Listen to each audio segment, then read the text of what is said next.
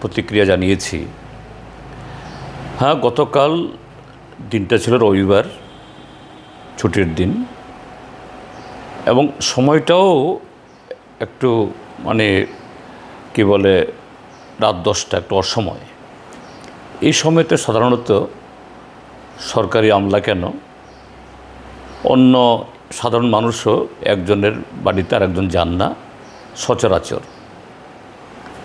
কিন্তু গতকাল যে ঘটনাটা ঘটেছে, সামাজিক মাধ্যমে আজকে সকালবেলা আমি সবটা দেখেছি এবং অন্যভাবেও আমি খোঁজখবর নিয়ে জানার চেষ্টা করেছি যে এই গোমতী জেলার বর্তমান জেলা শাসক তড়িৎকান্তি চাকমা, তাকে এডিসির চিফ এক্সিকিউটিভ মেম্বার এবং প্রদ্যুৎ মাণিক্য কিশোর মহোদয়, তারা নানা কারণে এডিসির প্রশাসনের প্রশ্নের কারণে এডিসির কাজকর্ম পরিচালনায় ডিএমদের একটা গুরুত্বপূর্ণ ভূমিকা থাকে। তা না হলে জেলা পর্যায়ে উন্নয়নমূলক কাজ, এডিসির তো উন্নয়নমূলক কাজ ছাড়া তো অন্য কোনো কাজ নেই, এতে প্রতিবন্ধকতা তৈরি হয়। তারা যোগাযোগ করার চেষ্টা করেছেন, কিন্তু ডিএম টেলিফোন তুলেন না। গতকালও তারা এইভাবেই তার সাথে কথা বলতে চেষ্টা করেছেন। এটা পূর্ণচন্দ্র জমাতিয়া বা প্রদ্যুৎ মাণিক্য কিশোরের কাছ থেকে আমার জানা না, আমি অন্যভাবে জানার চেষ্টা করেছি। তো বাধ্য হয়ে তারা এরকম অড টাইমে তারা গেছেন। হ্যাঁ, ঠিক যে কেন অড টাইমে যাবেন, কিন্তু পরিস্থিতি বাধ্য করেছে। ডিএম মহোদয় স্বয়ং তিনি ঠিক আছে বাড়ির দরজা খুললেন না, তাদেরকে বসার জন্য আমন্ত্রণ জানালেন না, 10 মিনিট কথা বললেন না। টেলিফোনে তো একটা কথা বলতে পারতেন সৌজন্য স্বরূপ, যে অন্যদিন আসুন বা আগামীকাল টেলিফোনে কথা বলুন, আমি এই সময়তে ব্যস্ত আছি। কিন্তু তার দরজাই খুলল না, পত্রপাত বিদায় করে দিল সিকিউরিটি দিয়ে। একজন আমলা, তিনি যত বড় আমলাই হন, এটা করতে পারেন না। প্রশাসনে এটা সবার জানা থাকা দরকার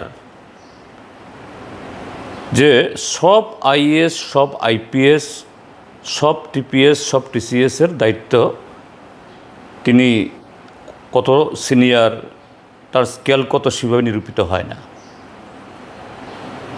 কতগুলো পোস্ট আছে খুব ইম্পর্টেন্ট। নিচুতলায় এসডিএম, তারপরে DM, chief secretary, SDPO, SP, DG, SP র্যাঙ্কের, ডিজি র্যাঙ্কের আরও অনেক অফিসার থাকেন, কিন্তু যিনি এই পোস্টগুলো হোল্ড করেন, বিশেষ করে জেলা শাসক এবং জেলা এসপি, তাদের অফিসে জাতীয় পতাকা ওড়ে।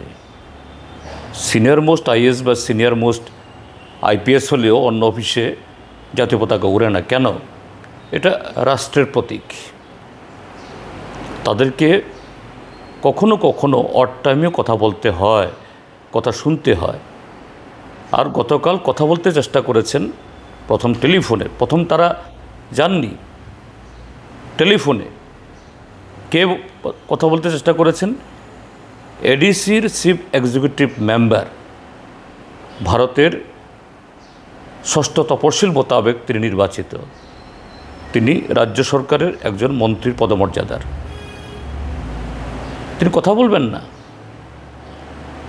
হয়তোবা রাত্র 10টায় গেছেন, অন্যায় করেছেন, কিন্তু তার চেয়ে গুরুতর অন্যায় হলো এই ডিএম মহোদয়ের। অল্প বয়স, এখন হয়তো অভিজ্ঞতা হয়নি, কিন্তু মাথার মধ্যে তার ভূত চেপে গেছে, যে আমি সাংঘাতিক হয়ে গেছি। সে ব্রিটিশ আমলের আইসিএস অফিসারদের মতো এরা মনে করত এই দেশের সমস্ত নাগরিকরা তাদের ভৃত্য। আমারও অভিজ্ঞতা হয়েছে এই তড়িৎকান্তি চাকমার সাথে। আমি কদিন আগে আমিও ফোন করে তার ফোনে রিং হয়েছে। এই যে ডিএমদের যে টেলিফোন, এটা ইদানিংকালের না, এক ডিএম গেলে আরেক ডিএমের কাছে ট্রান্সফার হয়, এই নাম্বারটা সবার কাছে থাকে। এবং আমরা যারা জনপ্রতিনিধি, আমাদের ফোন নাম্বার অনেক আগে থেকেই আমার নাম্বার তো ছিল,